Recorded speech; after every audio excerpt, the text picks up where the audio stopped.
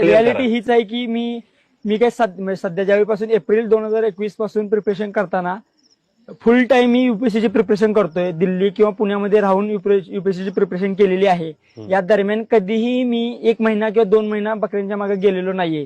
जे सोशल मीडियावर व्हायरल होत आहेत असे टीव्ही न्यूजवाल्यांनी काय केलंय की टीआरपी साठी मी जे काही चांगलं बोललोय ते बाजूला ठेवलंय. म्हणजे टीआरपी वाढवायला कंटेंट पाहिजे ते खूप फेमस करून सोडलाय.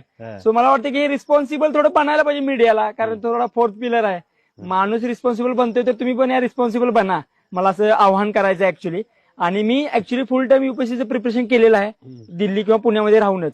आणि मी सध्या ऍक्च्युली वडिलांची थोडी तब्येत खराब झाली होती, डायलिसिस करायचं ठरलं, डायलिसिस करायचा घरात निर्णय चालू होता.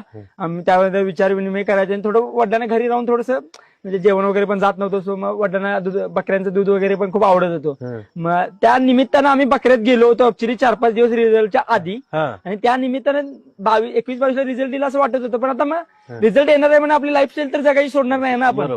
सो मग आम्ही ऍक्च्युली गेल्यानंतर रिझल्ट आला ऍक्च्युली. मग त्यानंतर ते थोडे व्हायरल झालेले आहेत व्हिडिओज.